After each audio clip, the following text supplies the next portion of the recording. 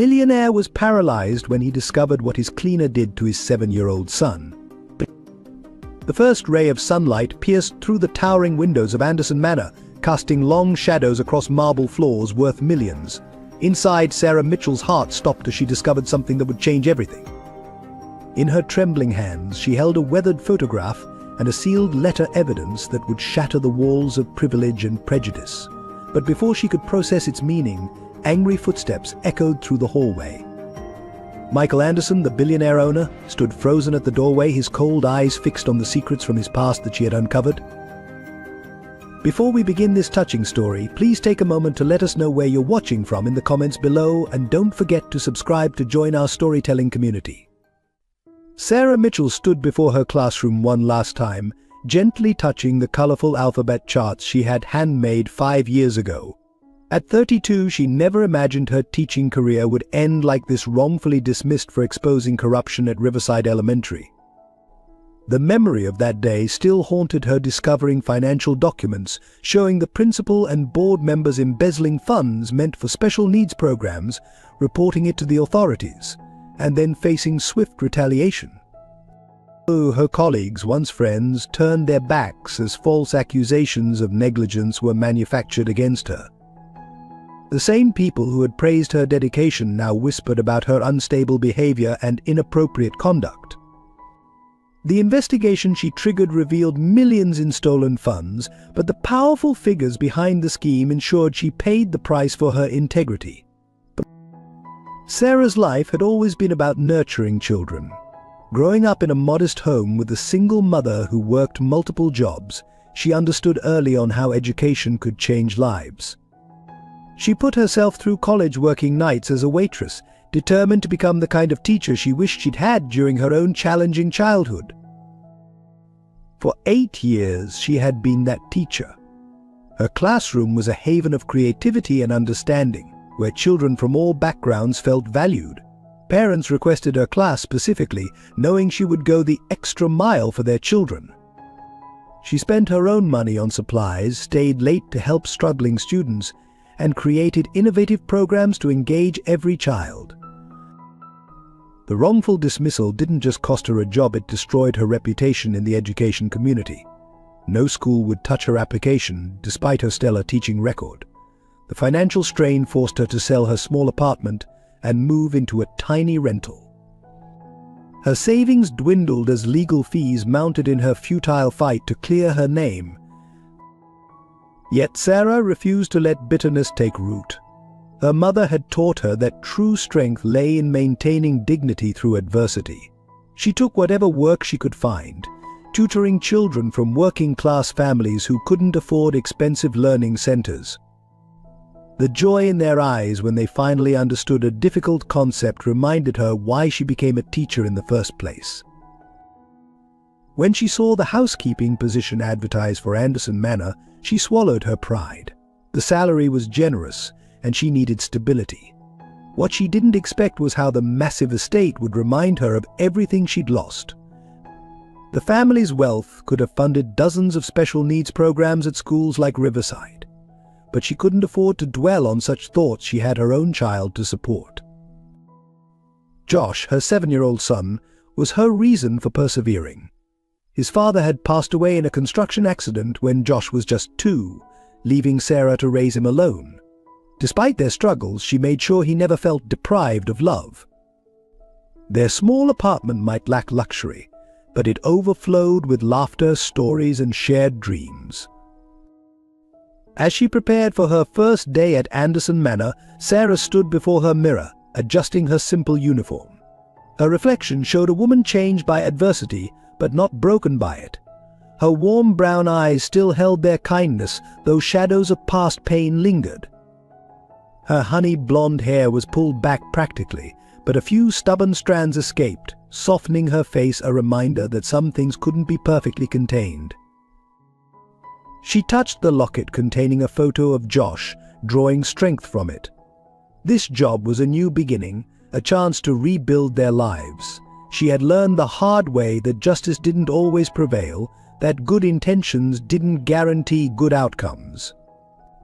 But she had also learned that hope, like the flowers she and Josh grew on their tiny balcony, could bloom in the most unlikely places. Little did Sarah know that stepping into Anderson Manor would set in motion events that would challenge everything she believed about justice, love, and second chances. The mansion's imposing gates held secrets that would intertwine her fate with that of its residents in ways she could never have imagined. Her past, which she worked so hard to move beyond, was about to collide with a future she never dared to dream possible. Michael Anderson stood at the floor-to-ceiling windows of his study, his reflection ghosted against the backdrop of his vast estate.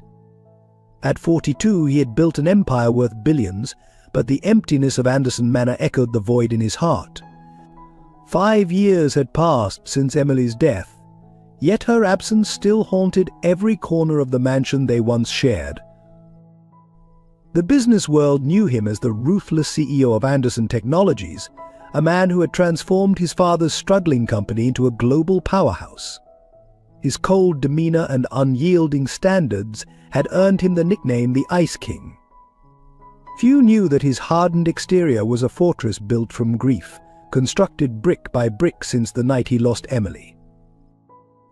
They had met in college. She was an art student from a middle-class family. He was the privileged heir apparent.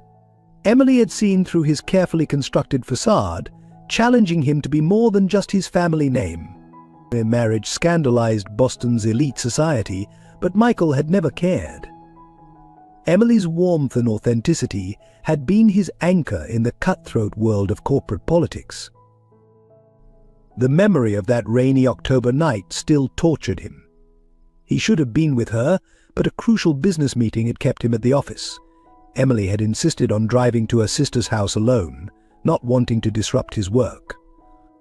The call from the hospital came at midnight. A drunk driver had crossed the median. By the time Michael arrived, she was gone.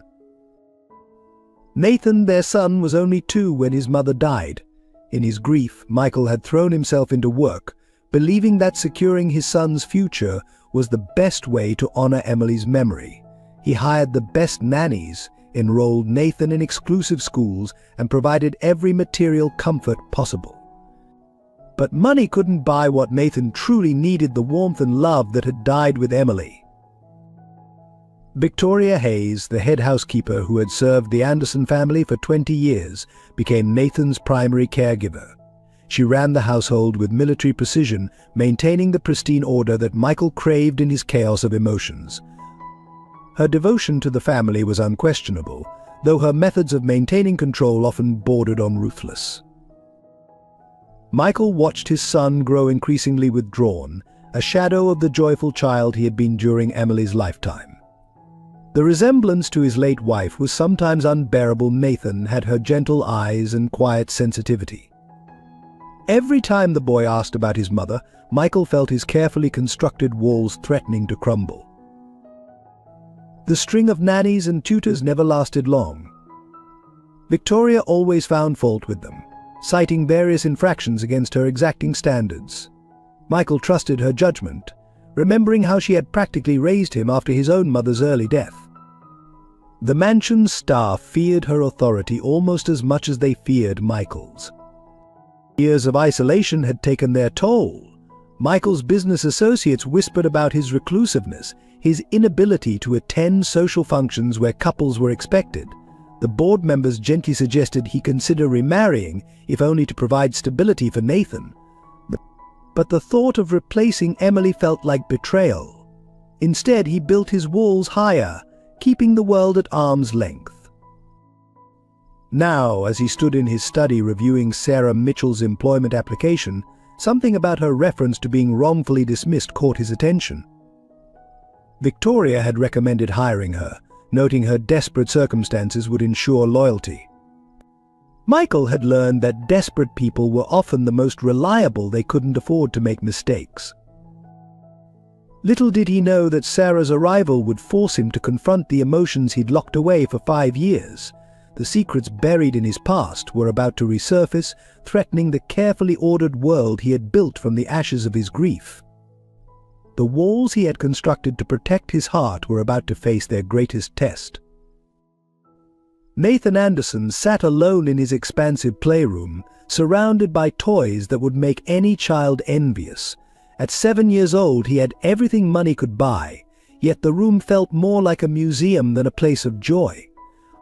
His small fingers traced the edge of a framed photograph, the only one he had of his mother, sneaked from his father's study.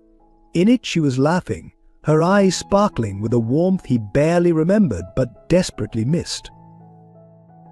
Despite his privileged life, Nathan was a lonely child. His days were structured with precision by Victoria, the stern housekeeper who seemed to disapprove of anything resembling chaos or spontaneity. Private tutors came and went, teaching him everything from mathematics to mandatory French, but none stayed long enough to form any real connection.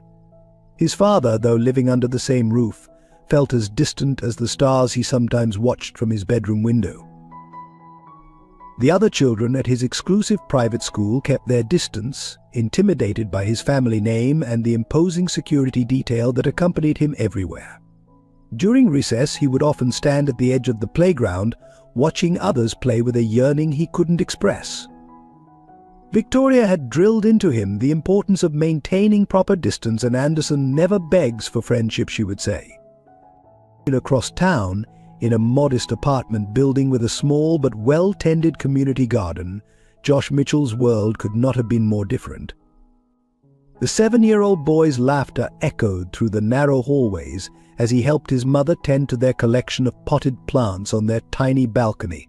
Though they had little in terms of material wealth, their home was rich with love and creativity. Josh inherited his mother's resilient spirit and natural empathy.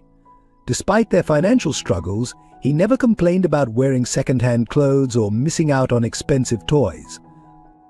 Instead, he found joy in simple pleasures, creating elaborate stories with his small collection of action figures, helping his mother prepare dinner, or reading books borrowed from the public library. The loss of his father was a dim memory, but Sarah had kept him alive through stories and photographs. She taught Josh that wealth wasn't measured in dollars, but in kindness and courage. His teachers often remarked on his unusual maturity and ability to connect with other children, especially those struggling to fit in. Both boys, though living in vastly different worlds, shared a deep longing for connection. Nathan's perfectly pressed uniforms and expensive toys couldn't fill the emptiness left by his mother's death and father's emotional absence. Josh's worn sneakers and handed-down clothes didn't diminish the wealth of love and understanding his mother provided, though he sometimes wished for a larger family to share it with. When Sarah accepted the position at Anderson Manor, Josh understood it meant seeing less of his mother. With wisdom beyond his years, he helped her prepare for her first day, straightening her uniform collar and giving her a tight hug. "Maybe the little boy there needs a friend too, Mom," he said, somehow sensing there was another child in need of the warmth they shared. Nathan, unaware of the changes coming to his carefully ordered world, spent that same evening watching the sunset from his window seat. Victoria had scolded him earlier for asking about his mother, reminding him that proper young men don't dwell on the past. But as the sky painted itself in shades of pink and gold, he couldn't help wondering if somewhere his mother was watching the same sunset. These two boys, separated by circumstance but united by their age and hidden sorrows, were about to find their lives intertwined in ways that would challenge the barriers of class and privilege. Their innocent perspectives would soon become the lens through which a larger story of love, loss, and redemption would unfold within the walls of Anderson Manor. The morning fog clung to Anderson Manor like a silver veil as Sarah passed through the imposing iron gates. Her sensible shoes clicked against the cobblestone driveway, each step echoing in the pristine silence. The mansion loomed before her, its Georgian architecture a testament to old money and carefully guarded privilege. Sarah clutched her worn leather bag closer, feeling the reassuring weight of Josh's good luck drawing inside. Victoria Hayes stood waiting at the service entrance, her steel grey hair pulled into a severe bun, her black dress crisp and immaculate. Her sharp eyes scanned Sarah from head to toe, lingering disapprovingly on a loose thread at her sleeve. Punctuality is essential at Anderson Manor, she stated, though Sarah had arrived 10 minutes early. Follow me. There are rules to be learned. The tour felt more like a military inspection. Victoria's voice carried the practiced tone of someone who had given this speech countless times, yet still expected each word to be treated as gospel. The family areas are strictly off limits unless you're cleaning them. Mr. Anderson values his privacy above all else. You are to be invisible, present when needed, absent when not.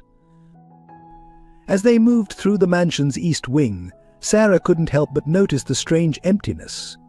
Despite the priceless artwork and antique furniture, there was something sterile about the space, as if it were a museum rather than a home. Family photographs were conspicuously absent, replaced by abstract paintings that seemed chosen more for their value than any emotional resonance. The young master's wing requires special attention, Victoria continued, leading her up the grand staircase. Nathan's schedule is precise. You'll dust and vacuum while he's at his morning lessons. Under no circumstances are you to interact with him beyond a respectful acknowledgement if he addresses you directly. Her tone carried an underlying warning that Sarah recognized all too well from her days fighting the school board. They passed a partially open door, and Sarah caught a glimpse of a small figure sitting alone in a vast playroom. Nathan Anderson looked up briefly, his eyes meeting hers with a startling intensity before quickly looking away. In that brief moment, Sarah recognized the same loneliness she sometimes saw in her students from troubled homes' children who had everything except what they needed most. Victoria's voice sharpened, noting Sarah's momentary distraction. The cleaning supplies are organized by task and room. Each has its designated place. Deviations from the system will not be tolerated. She opened a closet revealing an arsenal of high-end cleaning products, each bottle labeled and positioned with military precision. The morning passed in a blur of instructions and demonstrations.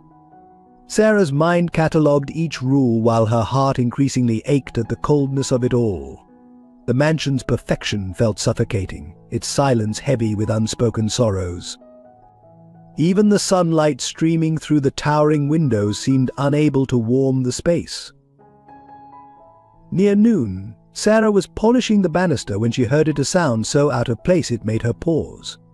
A muffled sniffle coming from behind a heavy curtain. Glancing around to ensure Victoria wasn't nearby, she quietly approached. The fabric shifted slightly, revealing Nathan's small form huddled in the window seat. Her heart clenched at the sight of his tear-stained face. Every instinct from her years of teaching urged her to comfort him, but Victoria's warnings rang in her ears.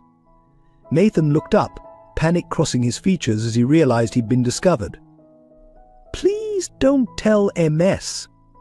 "Hayes," he whispered, his voice trembling. "I'm supposed to be at my French lesson." Before Sarah could respond, Victoria's heels clicked on the marble floor. Nathan quickly wiped his eyes and slipped away, leaving Sarah to resume her polishing.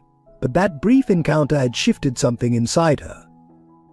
Behind the mansion's perfect facade lay a child crying behind curtains, and no amount of rules or warnings could make her ignore that.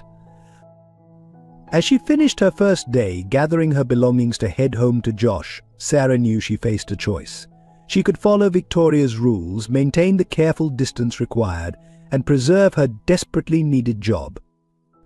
Or she could remember who she was, a teacher who had once risked everything to protect children in need. The mansion's secrets were already calling to her, and Sarah Mitchell had never been good at looking the other way. The next few days at Anderson Manor fell into a careful rhythm, with Sarah methodically learning its routines and secrets. She noticed how Nathan would appear in whatever room she was cleaning, his presence like a silent shadow seeking warmth. Despite Victoria's strict rules, the boy seemed drawn to her, finding excuses to linger nearby as she worked. One quiet afternoon, while dusting the library shelves, Sarah heard the now familiar shuffle of small feet. Nathan stood in the doorway, clutching a book to his chest, his eyes darting nervously toward the hallway. MS. Hayes is at her weekly staff meeting, he said softly, as if sharing a precious secret. She'll be occupied for exactly 43 minutes. Sarah couldn't help but smile at his precise observation. That's quite specific timing, she remarked, continuing her dusting but keeping her movements slower, less focused. Nathan edged closer, his fingers tracing the spine of his book. I time everything, he confided. It helps me know when it's safe to just be. The sadness in his voice broke through her professional reserve. Setting aside her duster, Sarah knelt to his level. What book do you have there? She asked gently. Nathan's face lit up slightly as he showed her a worn copy of The Little Prince. It was my mother's, he whispered. Father doesn't know I have it. MS. Hayes says I shouldn't dwell on things that make me sad. Sarah's heart ached at the familiar story in his hands. You know, she said, keeping her voice casual, my son Josh loves that book too. We read it together sometimes. Nathan's eyes widened with interest. You have a son? Is he my age? The longing in his question was unmistakable. Taking a calculated risk, Sarah reached into her pocket and pulled out her phone, showing him a recent picture of Josh in their small garden. He just turned 7 last month. Nathan studied the photo intently, particularly the genuine smile on Josh's face. He looks happy, he observed, a note of wonder in his voice. He is most of the time, Sarah answered honestly, though sometimes he misses his father, who passed away when he was very young. Nathan's head snapped up, recognition flooding his features. Like my mother, he breathed, the words carrying years of shared understanding. In that moment, something shifted between them. Nathan sank to the floor beside her, the book open in his lap. Would you read a little? He asked hesitantly. Just until MS. Hayes' meeting ends. Sarah glanced at her watch, knowing she was crossing a line but unable to refuse the plea in his eyes. They sat together in the library's warm afternoon light, Sarah's voice soft as she brought the familiar words to life. Nathan leaned slightly against her arm, his body gradually relaxing as the story unfolded. When she reached the fox's secret about taming and friendship, she felt a small tremor run through him. My mother used to say that too, he murmured. About taking time to make friends. His fingers traced the illustrations with tender care. Sometimes I dream about her, but the dreams are getting fuzzy. MS. Hayes says that's normal, that I should focus on becoming a proper Anderson instead of dwelling on memories. Sarah fought back the surge of anger at Victoria's cold approach to the boy's grief. Nathan, she said carefully, it's okay to remember. It's okay to miss her. The words seemed to unlock something in him, and he turned to her with eyes swimming with tears. Really? Because sometimes it hurts so much and father never wants to talk about her and MS, Hayes says. The distant sound of heels on marble cut through the moment. Nathan quickly wiped his eyes, clutching the book close. 39 minutes, he whispered, managing a small but genuine smile before slipping away through a side door. Sarah resumed her dusting just as Victoria appeared, her suspicious gaze sweeping the room. That evening, as Sarah walked home, she knew she had crossed a crucial boundary. The connection forged with Nathan in those precious minutes couldn't be undone. She thought of Josh waiting at home, probably doing homework at their small kitchen table, surrounded by love despite their modest circumstances. The contrast with Nathan's lonely existence in that grand mansion filled her with determination. Rules or no rules, she couldn't ignore a child in pain. As she had done at Riverside Elementary, she would find a way to help, even if it meant risking everything again. What she didn't know was that this decision would set in motion events that would shake Anderson Manor to its very foundations. It happened during Sarah's 3rd week at Anderson Manor, while cleaning the rarely used East Wing study.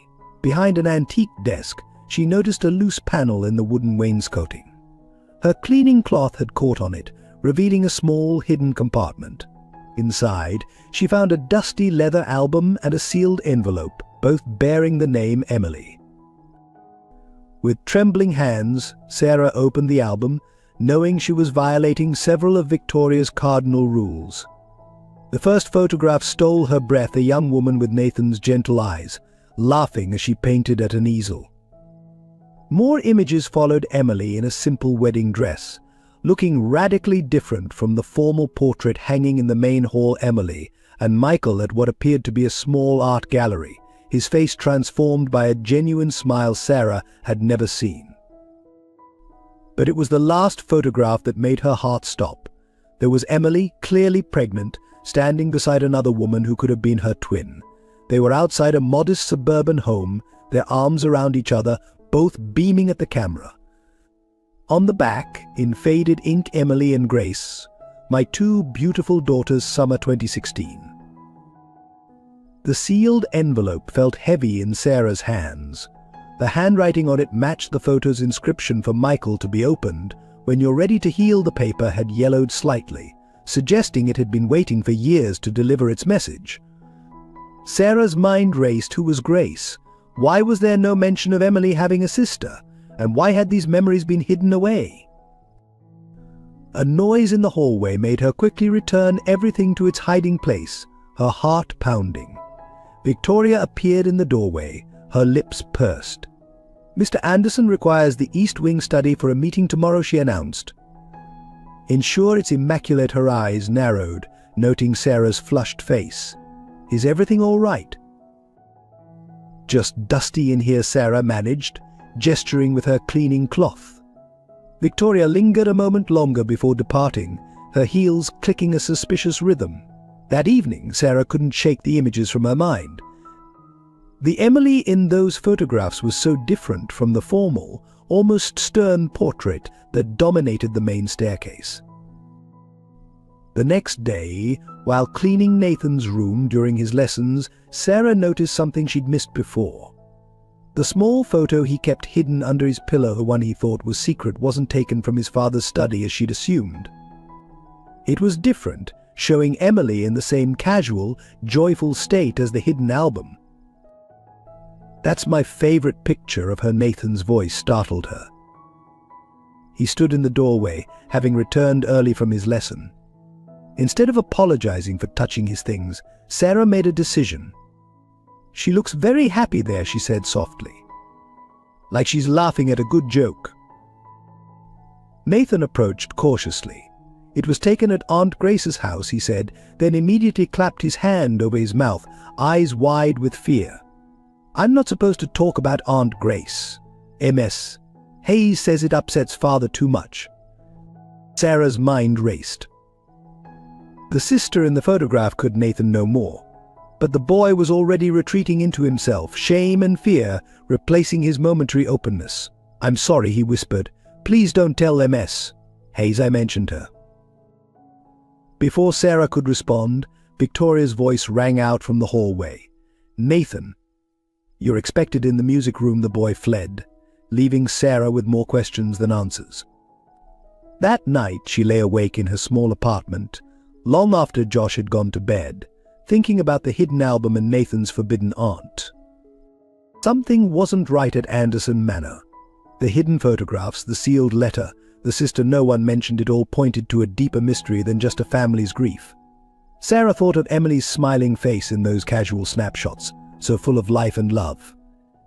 What had happened to create such a wall of silence around her memory? As she finally drifted off to sleep, Sarah couldn't shake the feeling that she had stumbled upon something significant. The real Emily Anderson seemed to have been a very different woman from the one Victoria's carefully curated narrative presented. And somewhere out there was a sister, Grace, who might hold answers to questions Sarah hadn't even formed yet.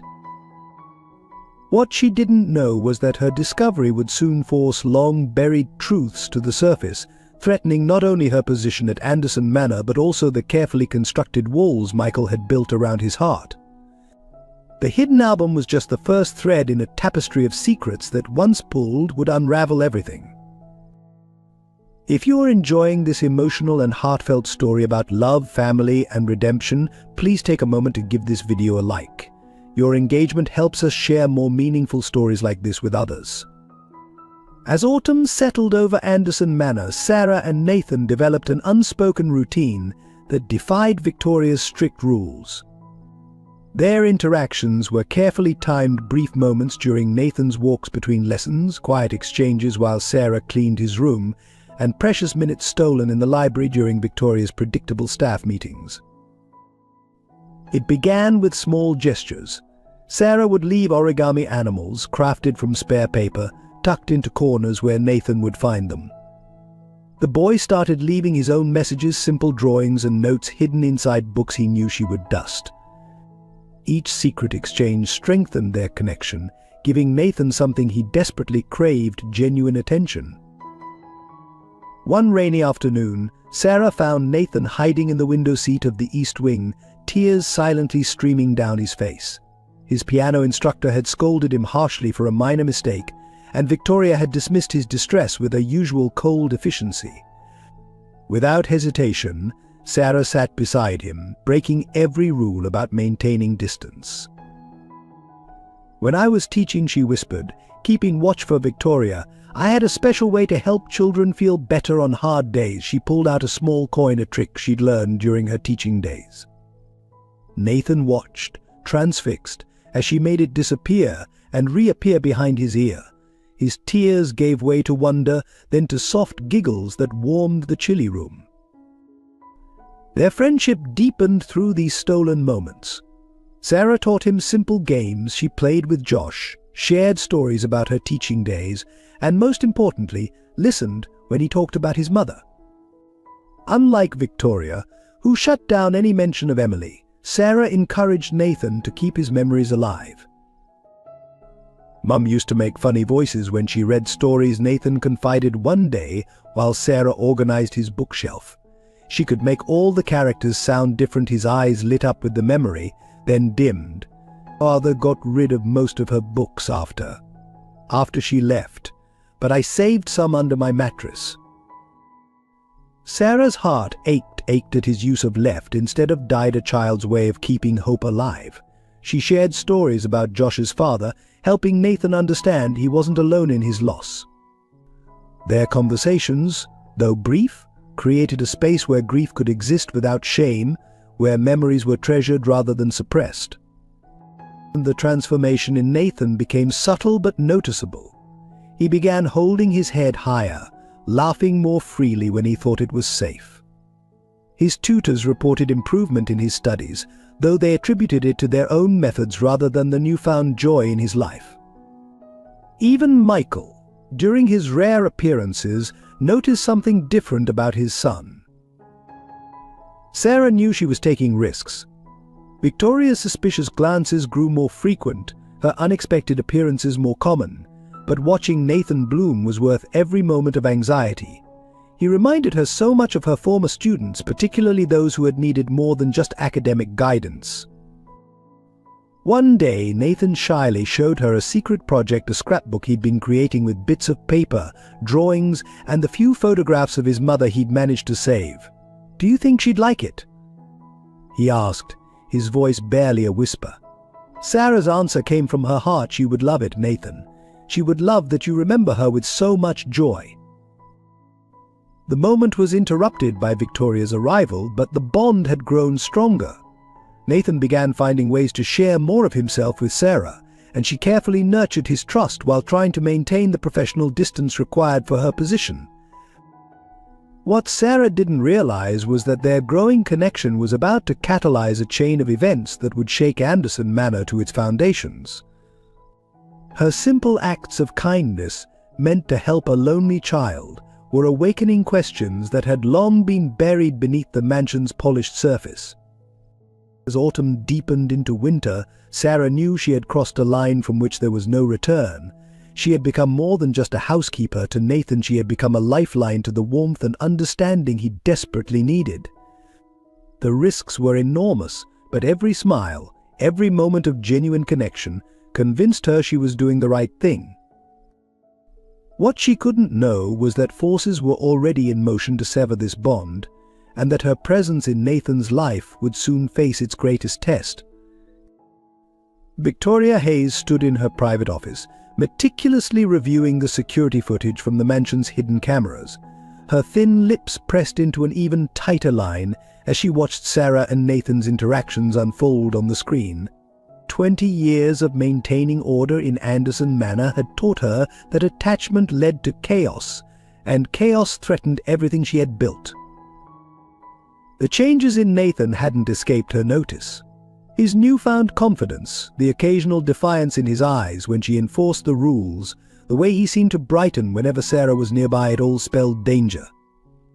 Victoria had worked too hard, sacrificed too much, to let a mere housekeeper disrupt the careful structure she had created. Proper boundaries must be maintained, she muttered, organizing a thick file of notes on Sarah Mitchell. The background check she had initially conducted had been thorough, but now she dug deeper. The scandal at Riverside Elementary particularly interested her. A teacher fired for making accusations against her superiors. Victoria smiled coldly, recognizing a useful pattern. She began orchestrating accidental encounters between Sarah and Michael Anderson, ensuring he would notice the inappropriate familiarity growing between the housekeeper and his son. A casual comment here, a carefully timed observation there, seeds of doubt planted with surgical precision.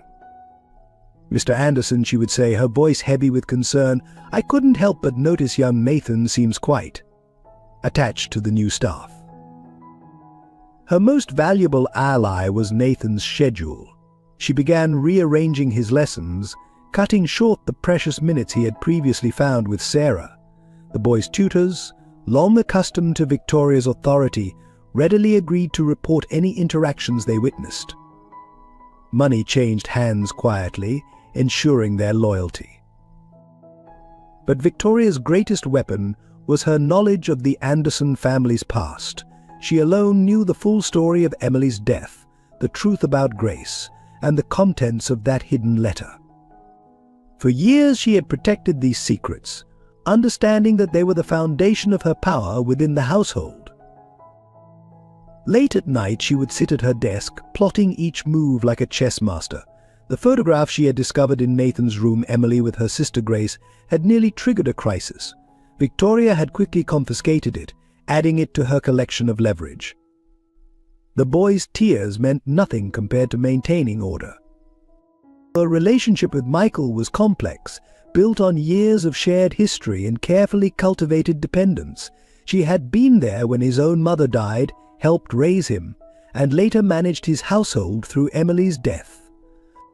Her position was more than just employment, it was ownership of the Anderson family's darker truths. "Sarah Mitchell," she whispered, studying the woman's employment file, "you have no idea what you're walking into." Victoria had eliminated other threats before: nannies who grew too close, staff who asked too many questions. Each time, she had protected the family's reputation while strengthening her own position. She began laying traps, subtle but effective. Important items would go missing from Michael's study, only to be found in Sarah's cleaning cart. Small amounts of money disappeared from Nathan's room, creating a pattern of suspicion. Victoria kept meticulous records of every orchestrated incident, building a case for when she needed it. The final piece of her plan involved Emily's sister Grace. Victoria had maintained the illusion of Grace's estrangement for years, intercepting letters and hiding evidence of her attempts to contact Nathan. Now she would use this history to her advantage. An anonymous note here, a manufactured piece of evidence there, all suggesting that Sarah was somehow connected to Grace's attempts to disrupt the family. What Victoria hadn't counted on was the depth of the bond already formed between Sarah and Nathan.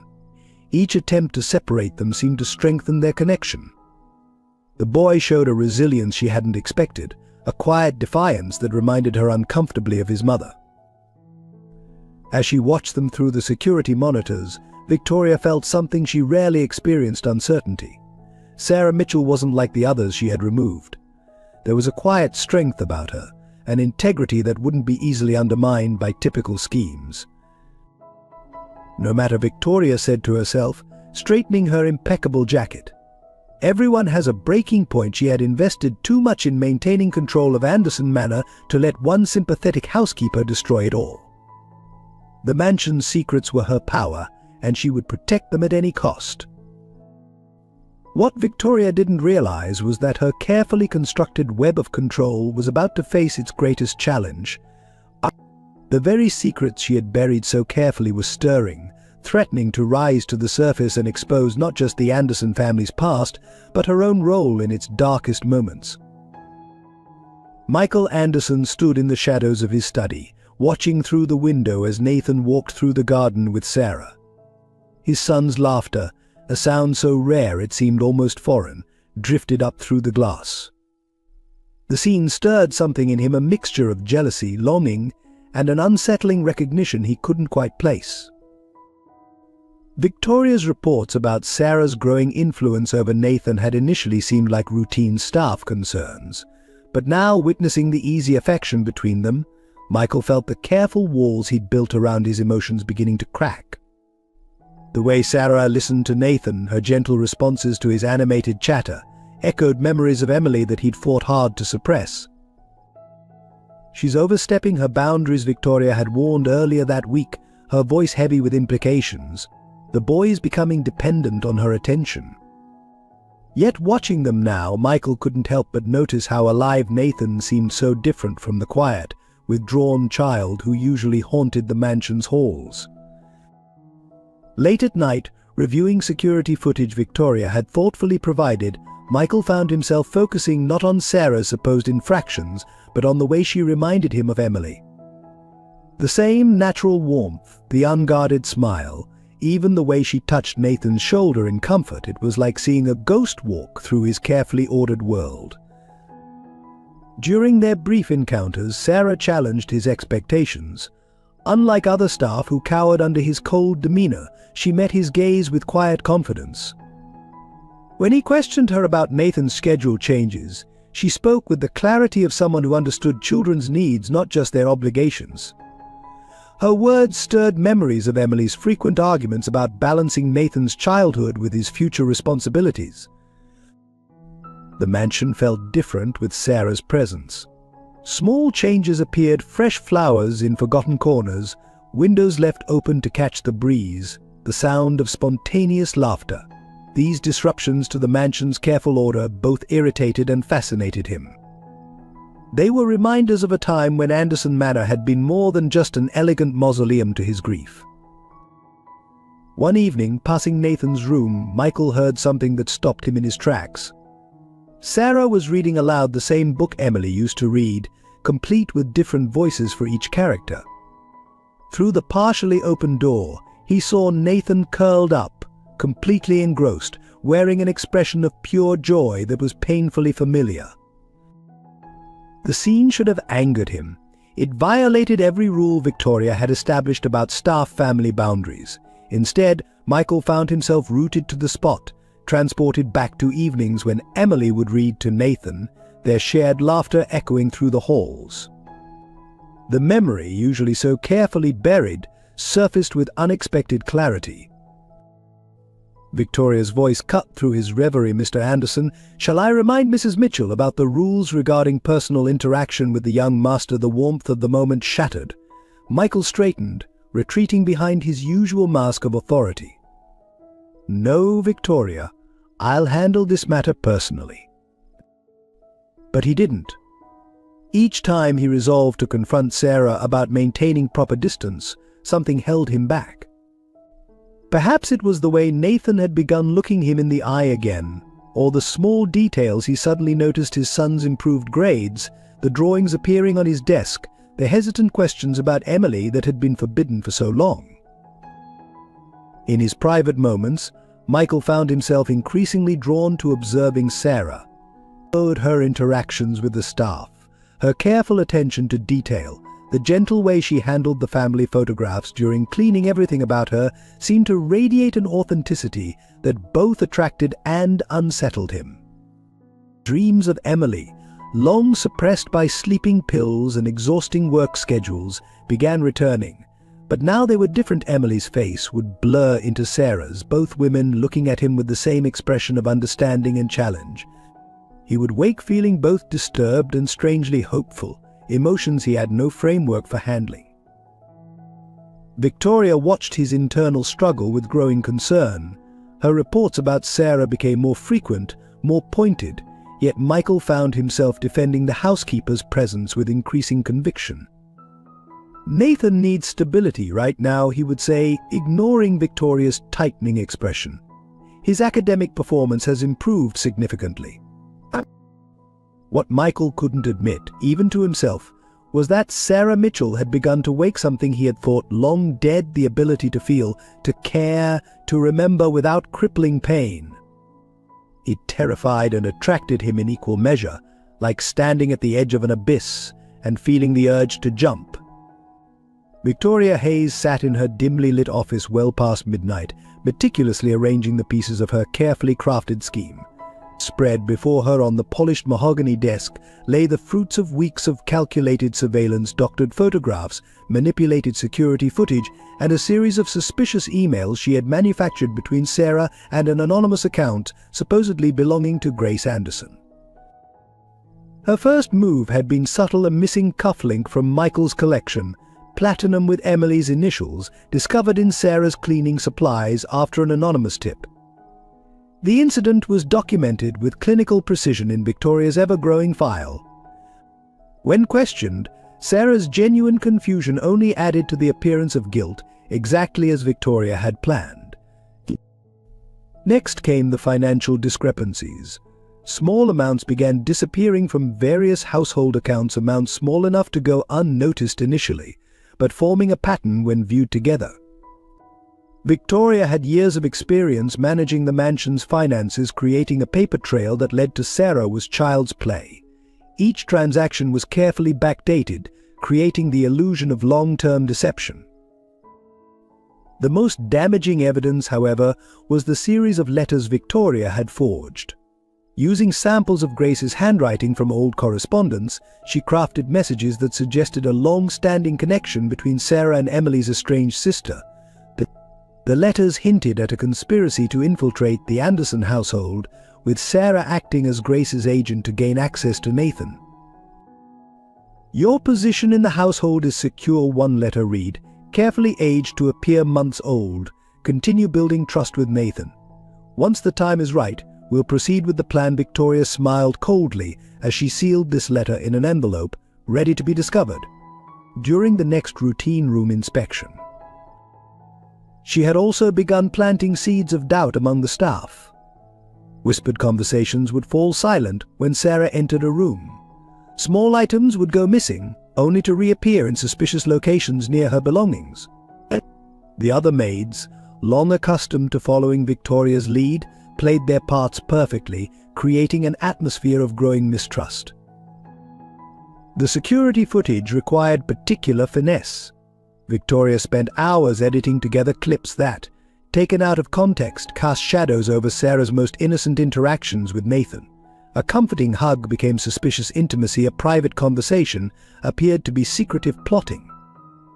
The timestamps were adjusted just enough to suggest Sarah was spending unauthorized time in restricted areas of the mansion. But Victoria's masterpiece was the document she'd discovered in her decades-old files, Emily's original will, with its shocking revelation about Grace's rights regarding Nathan's custody. This, combined with the manufactured evidence of Sarah's connection to Grace, would be devastating when revealed at the right moment. Victoria had kept this ace hidden for years, waiting for the perfect opportunity to use it. She began leaving selected pieces of evidence where Michael would naturally discover them: a suspicious bank statement in his morning paperwork, a troubling note falling from a book he was reading. Each discovery was calculated to build gradually, creating a picture of mounting concern rather than sudden accusation. The surveillance cameras she had installed in Sarah's workspace captured everything, including the moment Sarah discovered the hidden photograph album. Victoria watched the footage repeatedly, noting how Sarah's expression changed as she looked through the pictures. This genuine reaction would be twisted, presented as evidence of premeditated snooping rather than innocent discovery. What Victoria hadn't anticipated was Sarah's resilience. Despite the mounting pressure, the woman maintained her composure and continued her duties with unwavering dedication. This only fueled Victoria's determination. She had eliminated threats to her position before, but Sarah Mitchell was proving to be a worthy adversary. Late one evening, Victoria made her riskiest move yet. Wearing gloves, she carefully planted one of Emily's personal journals thought to have been lost in the aftermath of her death in Sarah's belongings. The journal contained intimate details about the Anderson family, things only Grace would have known. Its discovery would be the final piece in Victoria's elaborate puzzle. As she closed her office for the night, Victoria reviewed her timeline. Each piece of evidence would be revealed in carefully timed stages, building to an inescapable conclusion. Sarah Mitchell would be exposed not just as a thief and a liar, but as part of a larger conspiracy to undermine the Anderson family's stability. What Victoria didn't realize was that her own obsession with maintaining control was beginning to show cracks. Her usually impeccable attention to detail had slipped in small but significant ways. In her determination to destroy Sarah, she had overlooked the possibility that someone else might be watching her just as carefully. The discovery came on a stormy afternoon when Sarah was cleaning the rarely used music room. A loose floorboard beneath the grand piano caught her attention, not entirely displaced, but just enough to seem irregular in the otherwise perfect mansion. Her cleaning cloth snagged on its edge, and as she knelt to investigate, her heart nearly stopped. Hidden in the small cavity was a cream-colored envelope, sealed with wax bearing the Anderson family crest. The paper had yellowed slightly with age, but the handwriting was clear and elegant to Michael when the truth cannot wait any longer. With all my love, Emily. The date written in the corner was just 3 days before her fatal accident. Sarah's hands trembled as she held the envelope. After her earlier discovery of the photo album, she knew this was another piece of the puzzle that was Emily Anderson's life and death. The weight of the letter suggested multiple pages, and through the fine paper she could make out what appeared to be photographs enclosed within. Thunder crashed outside as Sarah wrestled with her conscience. The last time she had discovered something private, she had carefully returned it, respecting the family's boundaries. But something about this letter felt different, urgent, almost alive with untold secrets. The date haunted her 3 days before Emily's death. What had been so important that Emily felt compelled to write it? Before she could decide what to do, footsteps echoed in the hallway. Sarah quickly tucked the letter into her apron pocket, just as Nathan appeared in the doorway, seeking refuge from the storm. His eyes were wide with fear from the thunder, reminding her so much of the photographs she had seen of his mother at his age. "Can I stay here for a while?" he asked quietly, flinching as another thunderclap shook the windows. "Ms. Hayes says I'm too old to be afraid of storms," but Sarah nodded, understanding the unspoken need for comfort. As Nathan settled beside the piano, she felt the letter burning in her pocket, its secrets somehow connected to this vulnerable child before her. That evening, long after Josh had gone to bed, Sarah sat at her small kitchen table and opened the letter. Her hands shook as she broke the seal, knowing she was crossing a line that could never be uncrossed. The first page fell out, along with several photographs showing Emily and Grace together, their faces alight with shared joy. "My dearest Michael, the letter began, if you're reading this, then something has happened to me, or you finally found the courage to face what we've been avoiding, the truth about Grace, about that night, about everything. It can't stay buried any longer. The weight of these secrets is destroying our family." Sarah read on, her coffee growing cold beside her as Emily's words painted a picture of betrayal, sacrifice, and a love too complex to be silenced by death. Grace hadn't abandoned the family as Victoria claimed. She had been forced away by a web of lies and manipulation, orchestrated by someone they had trusted implicitly. The photographs told their own story: Grace and Emily at art school, their shared dreams of opening a gallery, the silent partner who had promised to fund their venture but whose true motives were far darker. Sarah's blood ran cold as she recognized Victoria's younger face in the background of several images, watching, always watching. The final pages contained Emily's desperate plea: "Michael, I know how much you depend on Victoria, how she's been like a mother to you since you lost your own. But she's not who you think she is. The accident that killed your mother, it wasn't an accident at all. Grace discovered the truth. And that's why Victoria had to get rid of her. I have proof hidden where Victoria would never think to look. A sudden knock at Sarah's apartment door made her jump, the letters scattering across the table. Her heart pounding, she quickly gathered them up, shoving them back into the envelope. Through the peephole, she saw only an empty hallway, but the sound of retreating footsteps told her someone had been there. Sleep eluded her that night as Emily's words echoed in her mind. The next morning, returning to Anderson Manor, Sarah felt the weight of her knowledge like a physical burden. Every interaction with Victoria now carried new meaning, every casual comment potentially hiding deeper threats. The letter had given her a terrible choice: reveal the truth and risk everything, or remain silent and betray Emily's final wish. As she watched Nathan that morning practicing piano under Victoria's stern supervision, Sarah understood that more than just her job hung in the balance.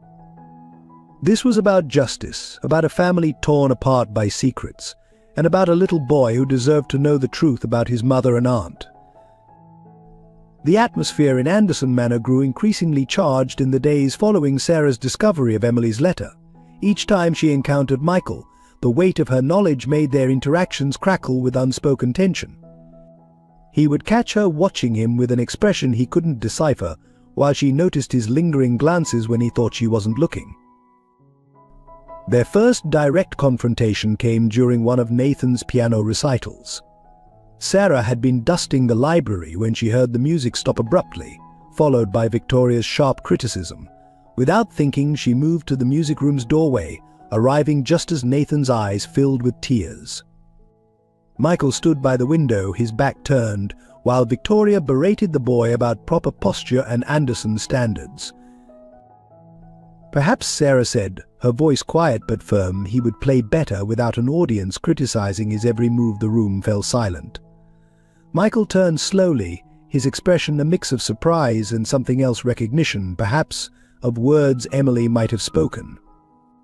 Victoria's face hardened, but before she could respond, Nathan started playing again, his performance noticeably improved without the weight of judgment. Later that evening, Michael found Sarah organizing sheet music in the music room. "You had no right to interfere," he said, his voice tight with controlled anger. "Nathan's education is not your concern." Sarah met his gaze steadily, Emily's letter burning in her thoughts. "With all due respect, Mr. Anderson, Nathan's well-being should be everyone's concern." The tension between them took on new dimensions. Michael began appearing unexpectedly during Sarah's cleaning routine, ostensibly checking on household matters, but really watching her interactions with Nathan. She felt his eyes on her constantly, studying her every movement with an intensity that was both unsettling and somehow familiar. During one such encounter, Nathan was showing Sarah a drawing he'd made of his mother based on the hidden photograph he treasured. Michael entered silently, catching the tender moment as Sarah praised the boy's work. "She's beautiful, Nathan," she was saying. "You've captured her smile perfectly." Michael's sharp intake of breath made them both turn. "That's enough," he said, his voice hoarse. "Nathan, go to your room." But instead of his usual immediate obedience, Nathan clutched his drawing closer. "But Father, Mrs. Mitchell understands. She lets me talk about Mom. She doesn't make me pretend like Mom never existed." The words hung in the air like shattered glass. Sarah watched Michael's face transform as his son's words struck home. Pain, guilt, and anger warred in his expression. "Leave us," he commanded Nathan, who reluctantly departed. Once alone, Michael advanced on Sarah, his control slipping. "How dare you presume to understand my family? You're here to clean, nothing more." But Sarah stood her ground. "Your son is drowning in unspoken grief, Mr. Anderson. He needs to remember his mother, to talk about her, to know that missing her is normal." She paused, then added softly, "And I think you need that too." The words hit him like a physical blow. For a moment, his carefully constructed facade cracked, revealing the broken man beneath. "You know nothing about what I need," he whispered, but the anger had drained from his voice, replaced by something raw and vulnerable. Their encounters began to take on a different quality after that. The tension remained, but it was charged with something beyond simple antagonism. Michael found himself seeking her out, manufacturing reasons to be in whatever room she was cleaning. Their conversations, though brief, carried undercurrents of things left unsaid. Sarah felt the change too. Sometimes she would catch him staring at her with an expression of confused recognition, as if seeing Emily's ghost in her movements. The letter's secrets weighed heavily on her, making each interaction a delicate dance between truth and necessary silence. Victoria observed it all with growing alarm. Her reports about Sarah became more frequent and pointed, but Michael's responses grew increasingly dismissive. "She's good for Nathan," he said once, surprising himself as much as Victoria. "He seems happier." The tension finally reached a breaking point one evening when Michael found Sarah in Emily's old art studio, carefully cleaning the dust-covered easel. She had opened the curtains, letting in the sunset's light, and for a moment the scene so perfectly echoed one of his memories of Emily that he couldn't breathe. "You don't belong here," he said, but his voice lacked conviction. Sarah turned, sunset painting her hair gold, Emily's letter a constant presence in her mind. Perhaps she replied softly, "I'm exactly where I need to be." Their eyes met, and in that moment both felt the walls between them simultaneously strengthen and begin to crumble. Victoria Hayes paced her office like a caged predator, her usual composure cracking under the strain of watching her carefully constructed world begin to unravel. The security monitors showed Sarah in the main hall, and even through the grainy footage, Victoria could see how the other staff had begun to gravitate toward her natural warmth. This had gone far beyond a simple matter of inappropriate boundaries. Sarah Mitchell had become a threat to everything Victoria had spent decades building. "It ends now," she murmured, retrieving a hidden key from behind a false panel in her desk. The key opened a safe concealed behind an ornate painting containing documents she had collected over 20 years. Insurance, she had always called it evidence of the Anderson family's darkest moments, carefully preserved to maintain her position. Now, these secrets would serve a new purpose. She began with the financial records, meticulously doctored to show discrepancies that coincided with Sarah's employment. Small amounts at first, growing larger, all seemingly traced to the new housekeeper's access codes. Victoria had obtained Sarah's signature from her employment documents, using it to create a paper trail of unauthorized acquisitions. Next came the personal items, pieces of Emily's jewelry that Victoria had secretly kept after her death. These would be discovered in Sarah's belongings, along with letters supposedly linking her to Grace's attempts to claim custody of Nathan. Victoria smiled coldly as she arranged the evidence. The betrayal would appear complete, devastating in its thoroughness. But her masterstroke was the surveillance footage she had manipulated. Weeks of recording Sarah's interactions with Nathan were edited to appear suspicious, intimate moments reframed as calculated manipulation. A comforting hug became sinister when paired with Victoria's carefully crafted narrative about Grace's custody plans. She scheduled a meeting with Michael for the following morning, arranging the evidence in precise order for maximum impact. The financial misconduct would come first. Michael's business instincts would immediately engage. Then the personal betrayals, the stolen jewelry, the secret communications, the manipulated footage of Sarah with Nathan. Finally, the devastating revelation about Grace's involvement. That evening, Victoria orchestrated a series of small incidents designed to unsettle Sarah. Important items disappeared from their usual places, only to appear in her cleaning cart. Whispered conversations stopped abruptly when she entered rooms. The other staff, long trained to follow Victoria's lead, played their parts perfectly, creating an atmosphere of growing suspicion. She saved her cruelest move for last, Using her extensive network of contacts, Victoria arranged for anonymous calls to be made to Sarah's apartment, silent messages that would leave her feeling watched and vulnerable. A single photograph was slipped under Sarah's door, a recent image of Josh walking home from school, taken without their knowledge. The implied threat was clear. What Victoria hadn't anticipated was the strength of the bonds Sarah had formed within the household. When she attempted to plant stolen items in Sarah's locker, one of the younger maids hesitated, her loyalty to Sarah briefly outweighing her fear of Victoria. This small act of resistance was quickly crushed, but it signaled a dangerous shift in the household's power dynamics. The security footage that night captured Victoria moving through the mansion like a ghost, placing the final pieces of her plan. A letter in Emily's handwriting, expertly forged, was slipped into Sarah's cleaning supplies, its contents designed to suggest a long-standing conspiracy. Small drops of Emily's perfume, preserved from years ago, were sprinkled on the paper, adding a devastating touch of authenticity. Her final act was to make an anonymous call to the police, reporting suspicious activity around Nathan's trust fund. The investigation would reveal nothing concrete, but the suggestion of financial impropriety would add weight to her other evidence. Victoria had learned long ago that the appearance of smoke was often more damaging than actual fire. As midnight approached, she stood in her office reviewing her plan one last time. The monitors showed Sarah leaving for the night, unaware that she was walking into a trap that would destroy not just her employment, but her entire future. Victoria felt a familiar surge of satisfaction, the same feeling she had experienced years ago when orchestrating Grace's removal from the family. What she didn't see in her moment of triumph was the small red light blinking in the corner of her own office, a camera she hadn't installed, recording every move of her elaborate scheme.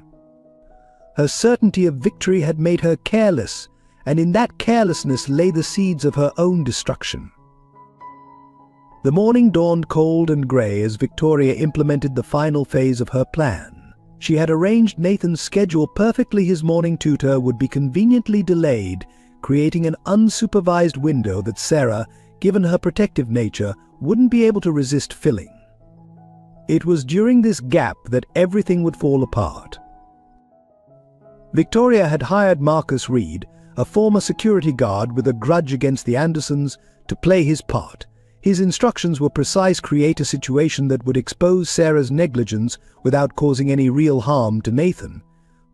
The boy was to be frightened, not injured, a distinction Victoria had emphasized with cold clarity. The timing was critical. She had ensured Michael would be in his study, positioned to witness what would appear to be Sarah's catastrophic failure to protect his son. The security cameras were adjusted, their angles carefully calculated to capture the most damaging perspective of the impending incident. What Victoria hadn't anticipated was Nathan's growing independence. When the boy found himself alone that morning, instead of waiting in the study as instructed, he decided to seek out Sarah. But his path took him through the mansion's east wing, past the massive windows overlooking the garden where Reed was waiting. Sarah, meanwhile, was fighting her own battle of conscience. Emily's letter weighed heavy in her pocket as she cleaned the morning room, each passing moment increasing her certainty that she needed to tell Michael the truth. The sound of Nathan's footsteps in the hallway drew her attention, but before she could reach him, everything spiraled out of control. Reed, seeing Nathan alone, abandoned the original plan. Instead of the carefully orchestrated near miss, he saw an opportunity for real leverage against the Andersons.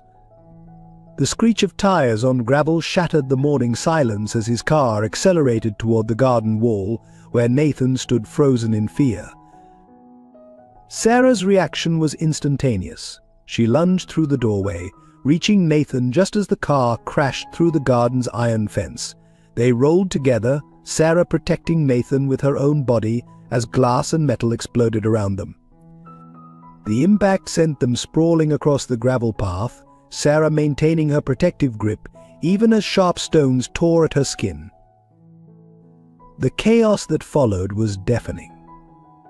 Security alarms blared, staff members rushed from every direction, and Michael's voice cut through it all as he ran from his study, horror etched on his face. Victoria appeared moments later, her usual composure slipping as she realized how drastically her plan had deviated from its intended course. Nathan, though terrified, was largely unhurt thanks to Sarah's intervention. She, however, lay still on the gravel, blood seeping from cuts on her arms and head. As Michael reached them, Nathan clung to Sarah's unconscious form, sobbing, "Don't let her leave like Mum did. Please don't let her leave." Reed had fled the scene, but in his haste, he left behind crucial evidence, a phone showing recent calls from Victoria's private line. The police, arriving minutes later, would find this connection puzzling, though Victoria's carefully crafted explanation was already prepared. In the chaos, Emily's letter slipped from Sarah's pocket, landing face up on the blood-stained gravel. Michael saw it first, recognizing his late wife's handwriting before Victoria could intercept it. The seeds of doubt, long dormant in his mind, began to sprout as he watched Victoria's desperate attempt to take control of the situation. Nathan's account of the events, given through tears to the responding officers, was devastatingly clear. "Mrs. Mitchell saved me," he repeated, his small voice unwavering. "She saw the car coming and she protected me, just like she always protects me." The simple truth of a child's testimony cut through years of Victoria's carefully constructed narratives. As paramedics worked on Sarah, Michael held his son close, feeling the tremors that ran through the small body. For the first time in years, he found himself facing emotions he couldn't suppress. The sight of Sarah's blood on Nathan's clothes, the echo of his desperate pleas not to lose another mother figure, and the damning evidence of Victoria's involvement all combined to crack the protective shell around his heart. Victoria stood at the periphery, watching her plans crumble as rapidly as the garden wall. The question in Michael's eyes when he looked at her now held a new quality, not just suspicion, but the beginning of understanding. The careful facade she had maintained for decades was starting to show its first, fatal cracks.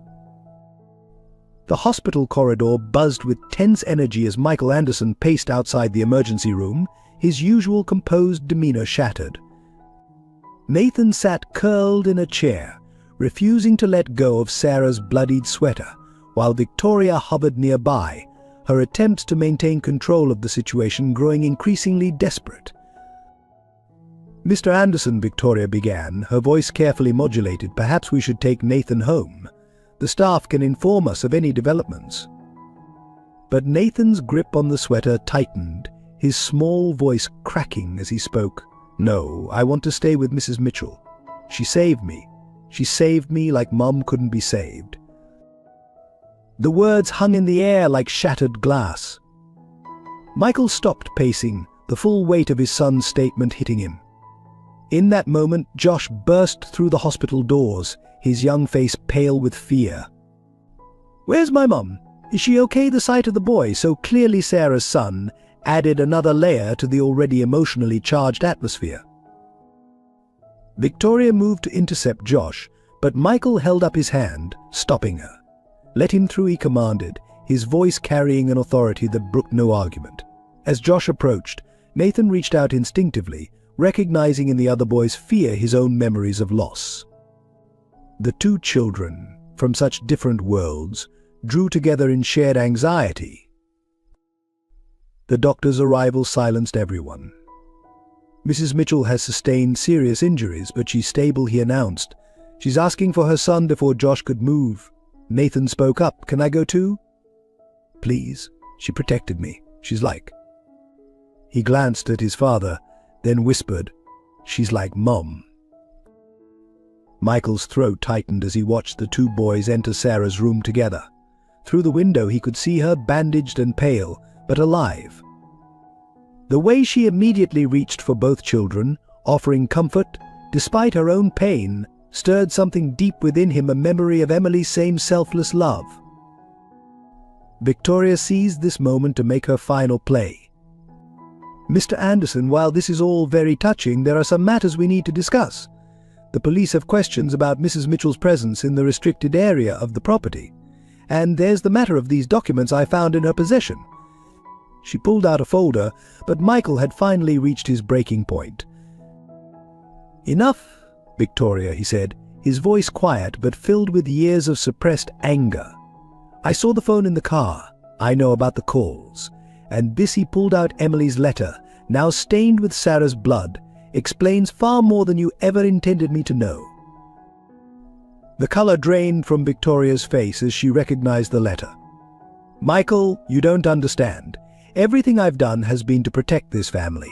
Emily was going to destroy everything with her idealistic notions about Grace's rights. She had to be." She stopped abruptly, realizing too late what she had revealed. Michael's face turned to stone. "Had to be what, Victoria?" he asked, his voice dangerous. "Had to be silenced. Like my mother." Like Grace, years of carefully buried suspicions surfaced as he advanced toward her. "How many accidents have you orchestrated in the name of protecting the Anderson family?"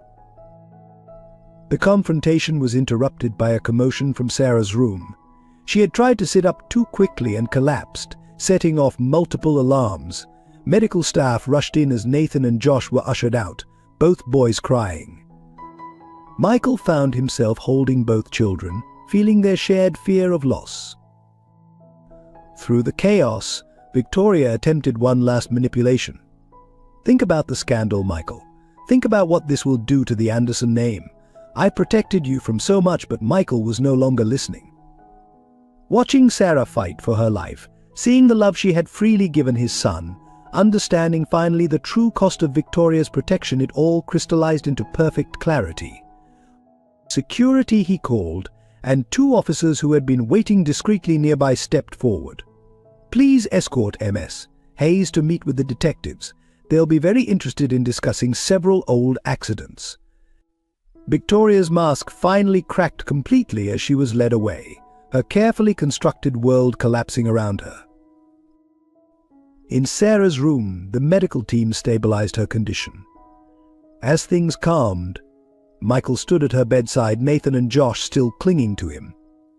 Sarah's eyes fluttered open, immediately seeking out the boys. Despite her pain, she smiled, reaching for them with her uninjured arm. "Thank you," Michael whispered, his voice rough with emotion. "For saving my son. For showing him love when I couldn't. For," he glanced at Emily's letter on the bedside table, "for bringing truth back into our lives." Sarah's response was interrupted by Nathan crawling carefully onto her bed, followed by Josh. The two boys curled up on either side of her, their earlier fears giving way to exhausted relief. As Michael watched this makeshift family, he felt the last of his carefully constructed walls begin to crumble. As we delve deeper into this moving story of love, loss, and redemption, we invite you to join our storytelling community. Your subscription supports our mission to share these meaningful narratives that touch hearts and inspire hope. Thank you for being part of this journey. In the days following Sarah's hospitalization, a false sense of normalcy seemed to settle over Anderson Manor. Nathan returned to his routine, though his nightmares about the accident grew increasingly severe. The boy would wake screaming, calling for both his mother and Sarah, the two women becoming intertwined in his traumatized mind. The breaking point came during a particularly violent storm. Nathan, seeking comfort in Sarah's absence, had crept into the East Wing where she used to work. Victoria's arrest had left the household in disarray, and no one noticed the boy's disappearance until it was too late. A crash of thunder sent him running blindly through the darkened corridors, straight through a plate glass window. The emergency room burst into chaos as Nathan was rushed in, his small body eerily still on the stretcher. Michael, who had been at Sarah's bedside discussing Emily's letter, felt his world collapse for the second time in a week. The doctor's words blurred together: severe head trauma, internal bleeding, critical condition, next few hours crucial. Sarah, despite her own injuries, insisted on being wheeled to the pediatric ECU. Josh stayed close to her, his young face grave with understanding beyond his years. They watched through the glass as medical teams worked frantically over Nathan's motionless form, machines beeping out an urgent rhythm that measured the distance between life and death. Michael stood frozen, watching his son fight for life. The parallel to Emily's accident was unbearable. The same hospital, the same helpless waiting, the same terrifying possibility of loss. But this time was different. This time Sarah's hand found his, offering strength even in her own weakness. Josh silently took his other hand, the three of them forming a chain of shared hope and fear. Hours passed in agonizing slowness. Nathan's condition remained critical, each update from the doctors carrying the weight of possibility both for recovery and for devastating loss. Michael found himself praying for the first time since Emily's death, bargaining with any power that would listen to spare his son. The doctors spoke of the next 24 hours being crucial. They used terms like medically induced coma and reducing brain swelling, but all Michael could see was his son, looking impossibly small among the machines keeping him alive. The boy who had already lost so much was now fighting his own battle for survival. Sarah, despite the doctor's protests, refused to return to her room. She sat vigil with Michael, sharing stories about Nathan's secret smiles, his quiet courage, his desperate need for love that mirrored her own son's journey through loss. In those dark hours, the barriers between them dissolved completely, replaced by a shared understanding of what it meant to love a child enough to die or live for them. As Nathan fought for his life in the pediatric ECU, Michael Anderson found himself wandering the hospital corridors at night, haunted by the weight of his failures.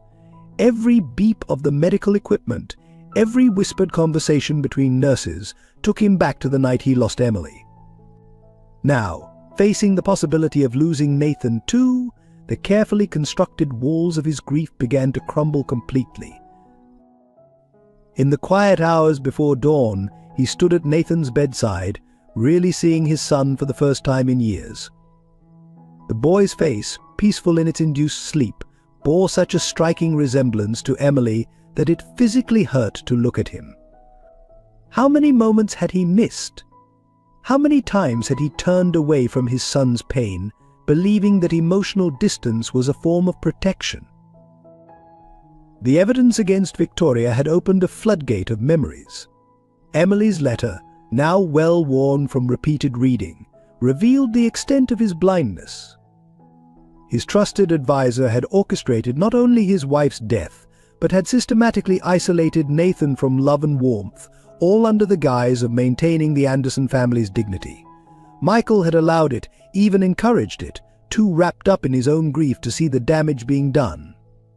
Sarah's presence in the hospital, despite her own injuries, forced him to confront uncomfortable truths. He watched how naturally she mothered both Josh and Nathan, how her love flowed freely without fear or reservation. It was everything Emily had tried to teach him, everything he had forgotten in his determination to protect himself from further pain. Late one night, he overheard Josh telling Nathan's unconscious form about their shared adventures, their secret games, their dreams of being brothers. The simple innocence of the boy's words stripped away Michael's last defenses. He sank into a chair, tears falling freely for the first time since Emily's death. Years of suppressed emotion poured out as he finally allowed himself to feel the full magnitude of his loss, not just of Emily, but of the years he could have had with his son. The doctors spoke of brain activity, of responses to stimuli, but Michael understood now that his son's healing would require more than medical intervention. Nathan needed what Sarah had instinctively provided: unconditional love, emotional safety, the freedom to remember Emily without guilt. All the things Michael had failed to give him. During one particularly dark night, Michael found himself in the hospital chapel, a place he had avoided during Emily's final hours. This time he wasn't alone. Sarah sat in a back pew, her hospital gown incongruous in the sacred space. Without words, he sat beside her, and together they held the weight of their shared fear for Nathan. "Emily would have liked you," he finally said, his voice rough with emotion. "She always said Nathan needed more love than I knew how to give Sarah's hand, found his in the darkness, a gesture of understanding rather than romance. "It's never too late to learn," she replied softly, her words carrying the weight of personal experience. The truth of her statement hit him hard. All his wealth, his power, his carefully maintained control, none of it could guarantee Nathan's survival. But perhaps, if given the chance, he could finally become the father his son deserved. The father Emily had always believed he could be. As dawn broke over the hospital, Michael made a silent promise to both his son and his late wife. If Nathan survived, things would be different. The Anderson name would stand for more than just wealth and power. It would represent the love and warmth Emily had always dreamed of sharing. And perhaps, in Sarah and Josh, they could find the family that had been missing for so long.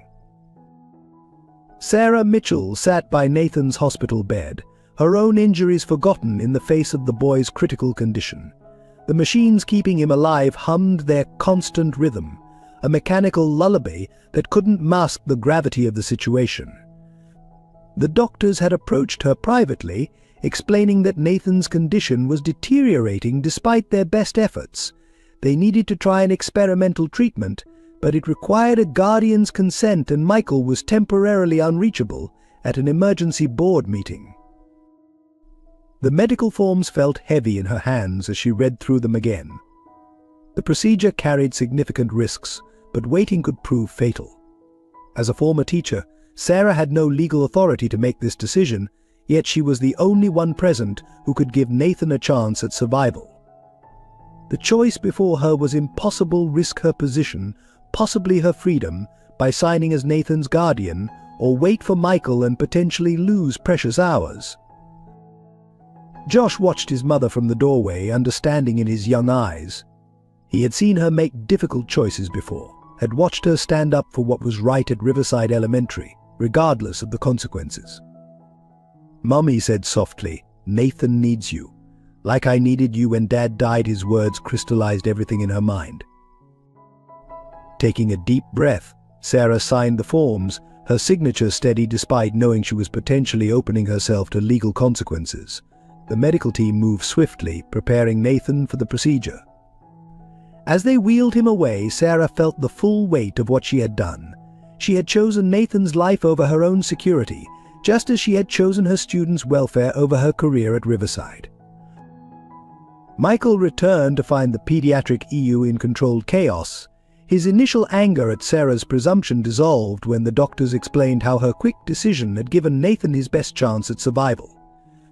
Looking at her, exhausted but unwavering in her conviction, he saw what Emily had always tried to teach him, that love sometimes meant risking everything. Hours passed in tense waiting. Sarah refused to leave, even when her own doctors advised rest. She sat with Josh curled up beside her, both of them maintaining their vigil despite exhaustion. The boy's presence was a reminder of everything at stake, not just Nathan's life, but the possibility of healing for both families. The procedure's success became evident gradually. Nathan's vital signs stabilized, his brain activity increased, and finally his small hand twitched in response to touch. When his eyes fluttered open for the first time in days, they sought Sarah immediately.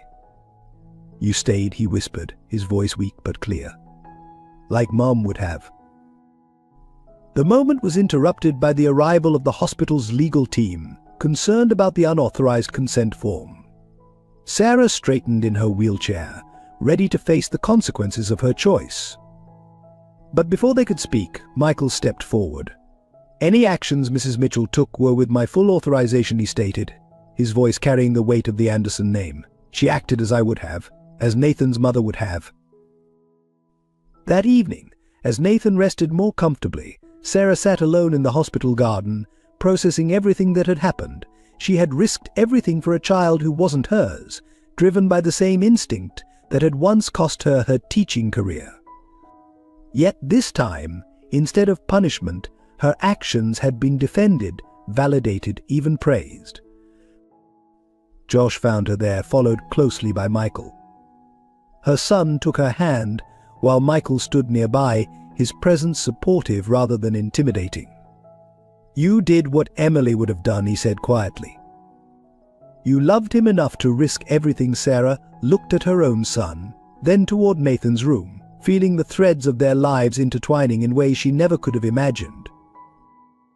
The setting sun cast long shadows across the hospital garden as Sarah realized that her sacrifice had not just saved Nathan's life, it had begun to heal wounds far older and deeper than any physical injury.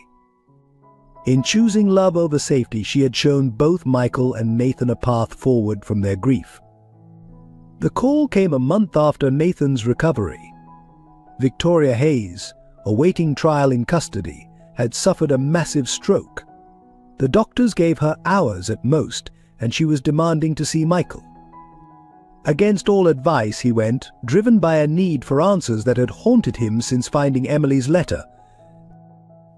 Victoria lay in the prison hospital wing, her once commanding presence diminished by illness and confinement. When Michael entered, her eyes flickered with recognition, and perhaps, for the first time, genuine remorse. "You need to know," she whispered, her voice weak but urgent. "About Emily, about your mother, about everything." The confession poured out in broken phrases, each word seeming to cost her tremendous effort. It had begun decades ago with Michael's mother, Catherine Anderson. She had discovered Victoria's embezzlement from the family accounts, threatening exposure. "The break lines," Victoria admitted, "I arranged it all. Made it look like an accident, just like with Emily." Michael gripped the bedrail, his knuckles white. Victoria continued, revealing how she had manipulated her way into becoming his guardian, gradually gaining control over the Anderson fortune. When Emily entered his life, Victoria recognized a threat to her power. Emily's questions about the family finances, her closeness to her sister Grace, her plans to change the family's charitable foundation, all of it endangered Victoria's carefully constructed world. Grace figured it out, Victoria gasped, fighting for breath. Emily's accident wasn't meant for her, it was meant for Grace. Emily took her sister's car that night. "Wrong sister died," the words hung in the air like poison. Grace knew. Had proof. "I made sure she disappeared. Threatened her son, your nephew. She left to protect him." Each revelation struck Michael like a physical blow. The nephew he never knew existed. The sister-in-law forced into hiding. The years of manipulation and lies, all orchestrated by the woman he had trusted most. The recent accident, he managed to ask, with Nathan and Sarah. Victoria's face twisted with something like shame. Needed to remove her. She was too much like Emily. Too close to the truth, her breathing became more labored. Marcus Reed hired him, but he went too far, never meant real harm to Nathan. Her last words carried the weight of decades of deception. "Everything, in my office safe, behind the painting, all the proof. Emily was right." As Victoria's monitors began to alarm, she grabbed Michael's arm with surprising strength. "I did it all. For you," she whispered, "to protect." The Anderson name, the irony of her words wasn't lost on Michael as medical staff rushed in. Victoria Hayes died minutes later, taking many secrets with her but leaving behind enough truth to finally begin healing the wounds she had created. In the corridor outside, Michael found Sarah waiting. She had driven him to the prison hospital, understanding his need for closure. Without words, she offered her support as he processed the weight of Victoria's confession. "We need to find Grace," he said finally, "and her son. They're part of our family too." The drive back to Anderson Manor was silent, both Michael and Sarah absorbing the implications of Victoria's final confession. The truth had come at last, but it had taken 3 generations of tragedy to uncover. As they passed through the mansion's gates, Michael looked at the house with new eyes. It was time for the Anderson name to stand for something different, not power or secrets, but the love and openness Emily had always envisioned. The contents of Victoria's office safe revealed decades of carefully preserved secrets. Among the documents, photos, and evidence of Victoria's crimes, Michael found another letter from Emily, dated just days before her death. This one was addressed to Grace, never delivered, containing a warning about Victoria's growing threats and a desperate plan for protecting both families. Sarah stood beside Michael in his study as he read the letter aloud, his voice growing hoarse with emotion. "Dearest Grace." Emily had written, "Victoria knows we've discovered the truth about Catherine's death. I've hidden copies of all the evidence in the music room beneath the floorboards. If anything happens to me, you must protect Nathan. He and Daniel must know they're cousins." The Anderson fortune was meant to serve both families. The letter revealed a deeper connection than anyone had imagined. Emily had been working to reunify the family, planning to use the Anderson wealth to establish a foundation that would benefit both Nathan and Grace's son, Daniel. She had discovered Victoria's years of embezzlement and her role in Catherine Anderson's death, but before she could expose the truth, she had taken that fatal drive in Grace's car. Through her tears, Sarah suddenly made a connection. "Daniel Mitchell," she whispered. "My late husband." His mother was named Grace. Michael's head snapped up, realization dawning in his eyes. They looked at Josh, playing with Nathan in the garden below. The boys' uncanny connection, their instant bond, it all made sense now. They weren't just friends, they were cousins. Grace's final message to Emily included a photo. Michael had never seen both sisters at their art school graduation, their dreams of opening a gallery still bright in their eyes. On the back was written an address in a small coastal town, hundreds of miles away. Or when it's safe, Grace had written, "I'll be waiting." Sarah's hands trembled as she pulled out her own family photos. There was Grace, younger but unmistakable, holding baby Daniel. The same Grace who had helped Sarah through her pregnancy with Josh, who had supported her after Daniel's death, who had disappeared so mysteriously 3 years ago, leaving only a near note asking Sarah to keep Josh safe. The pieces fell together like a complex puzzle finally solved. Victoria's threats had forced Grace into hiding, first from her own family, then from her daughter-in-law and grandson. Sarah had unknowingly married into the family she now served, and Josh, through his father, was a legitimate heir to the Anderson fortune. Michael sat heavily in his chair, watching the two boys playing below. Nathan's laughter, so rare before Sarah entered their lives, now rang out freely. Josh's protective nature toward his cousin, their shared features now so obvious it was as if Emily and Grace's bond had passed naturally to their children, despite all attempts to keep them apart. "We need to find her," Sarah said softly. "Grace needs to know she's safe now. That Victoria can't hurt anyone anymore." Michael nodded, already reaching for his phone. With Victoria's confession and the evidence from the safe, they could finally bring Grace home, reuniting both halves of the family Emily had died trying to protect. Standing in Emily's old art studio, now filled with afternoon light, Michael Anderson faced the full weight of his transformation. The room, untouched since her death, held memories he had once found too painful to confront. Now, watching Nathan and Josh drawing together at Emily's old easel, he understood how wrong he had been to bury the past. The discovery of Josh and Nathan's true relationship had shattered the last of his carefully constructed walls. Every interaction between the boys now carried new meaning: their instant connection, their shared mannerisms, even their matching smiles that so resembled Emily's. Nature had found a way to reunite what Victoria had torn apart. Sarah's presence in their lives was no longer a coincidence, but felt like Emily's final gift.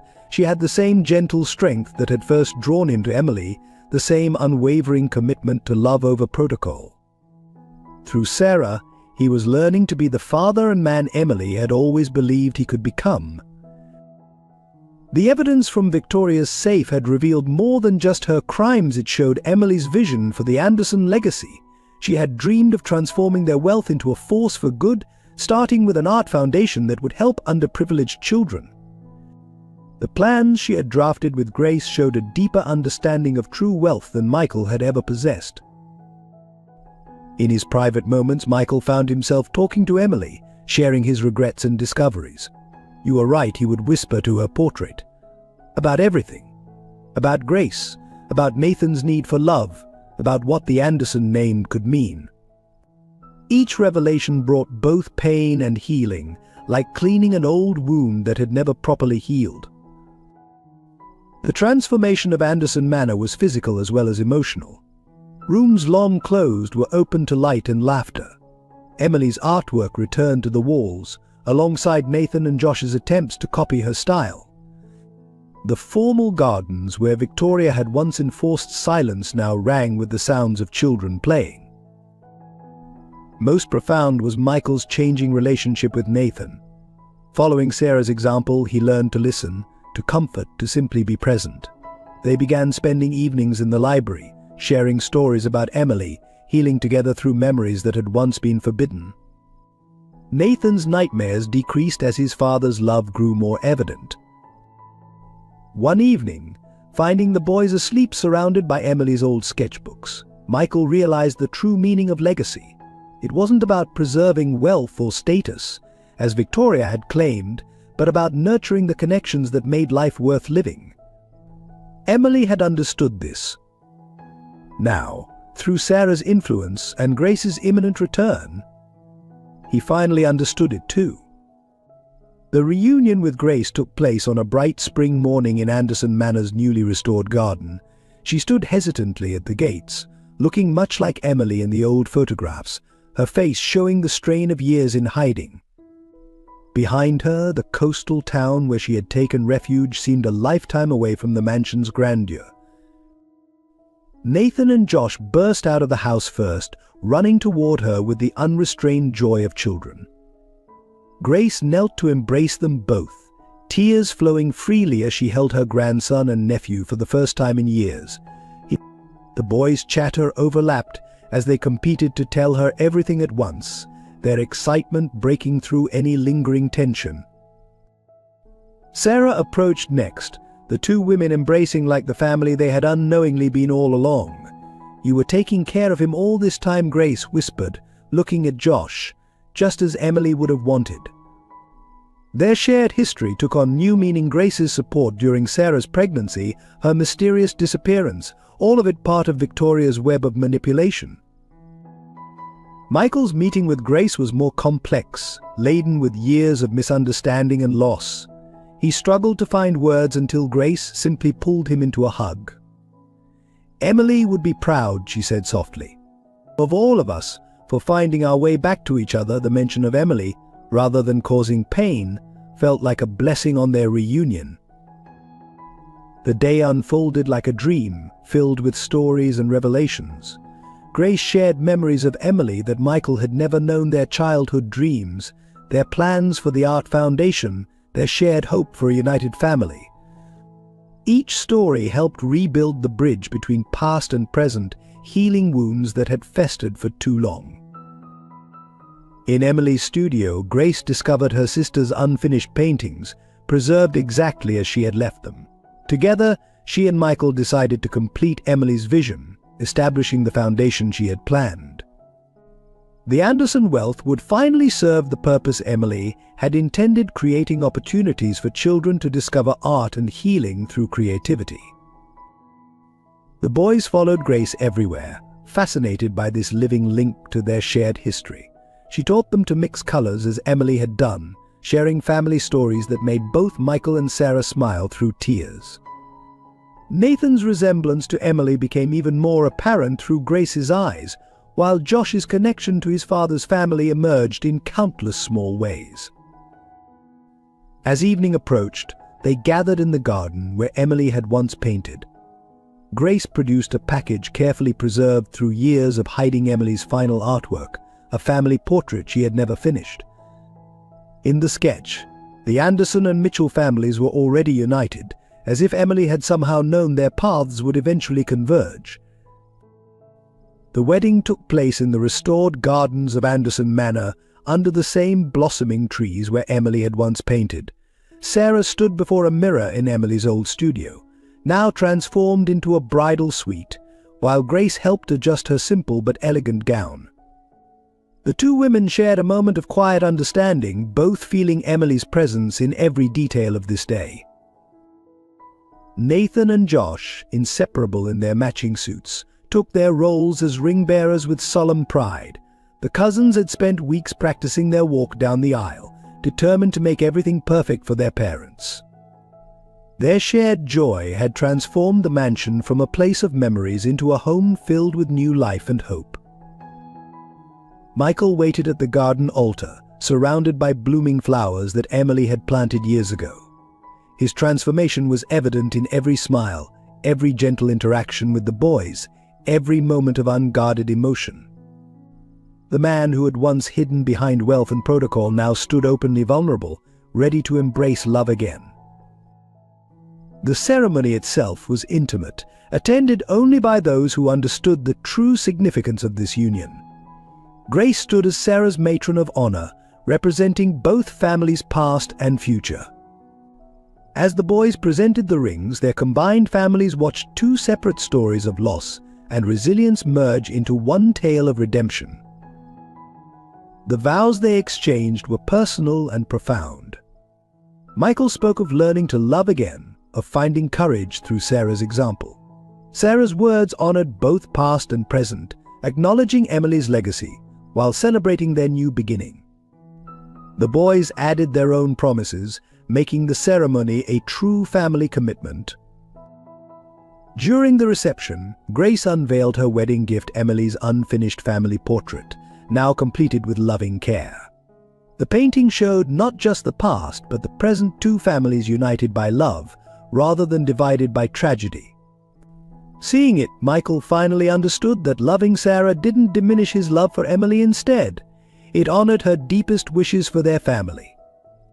As evening fell, lanterns lit the garden where Nathan and Josh played among the guests. Their laughter, once so rare in Anderson Manor, now seemed as natural as breathing. The boys had taught their parents that love multiplies rather than divides, that hearts have an infinite capacity to grow. The night ended with a dance under the stars, Michael and Sarah moving to the same melody that had played at his first wedding. But this time, the music carried notes of joy rather than loss, of futures rather than memories. Grace watched them, tears in her eyes, knowing Emily would have celebrated this moment of healing and hope. 1 year after the wedding, Anderson Manor had transformed beyond recognition. The once austere mansion now buzzed with life, its halls echoing with the sounds of family. In Emily's former studio, now the heart of the Emily Anderson Art Foundation, children from all backgrounds discovered the joy of creativity that Emily had always championed. Nathan and Josh, now officially brothers as well as cousins, had become inseparable. Their shared bedroom featured a mural they had painted together under Grace's guidance, mixing Emily's artistic style with their own boundless imagination. The boys had grown stronger through their bond, helping each other heal from past wounds while creating new adventures together. Grace had taken up residence in the East Wing, running the foundation with the same passion Emily had once dreamed of. Her presence brought a completeness to the family that no one had realized was missing. She taught art classes to local children, her gentle guidance reminiscent of her sister's spirit. The gallery they had once planned together finally became reality, showcasing both established artists and young talents discovered through the foundation. Sarah's influence continued to soften the mansion's formal atmosphere. Family dinners became lively affairs, with Michael learning to relax and enjoy the chaos of raising two energetic boys. The security cameras Victoria had installed were replaced with children's artwork, and the strict schedules gave way to spontaneous family adventures. Michael's transformation proved the most profound. He reduced his work hours to spend time with his expanded family, often found in the garden teaching the boys about the flowers Emily had loved. The weight of the Anderson name no longer felt like a burden but a gift to be shared, just as Emily had intended. One particular evening captured the essence of their new life. The family gathered in the garden for a celebration of Emily's birthday. As Nathan and Josh unveiled their joint painting a family portrait that included both present and past, Michael realized that love hadn't just triumphed over tragedy, it had transformed it into something beautiful. Sarah watched her husband and sons, her heart full. The mansion that had once felt like a museum of loss now pulsed with life and possibility. Emily's presence remained, not as a shadow but as a light, guiding them toward the family she had always envisioned. And in the quiet moments when sunset painted the garden in gold, they could almost feel Emily smiling, knowing her final wish had been fulfilled. The Anderson name now stood for love, creativity, and the unbreakable bonds of family. Thank you for joining us on this emotional journey of love, redemption, and family bonds. If this story touched your heart, please consider subscribing to our channel to support our storytelling team. Share this video with your loved ones who might find comfort and hope in this narrative. We'd love to hear your thoughts and feelings in the comments below. What touched you most about Sarah and Michael's story? Would you like to see a sequel exploring Nathan and Josh's journey as they grow up together? Your engagement helps us continue creating meaningful stories that warm hearts and inspire hope.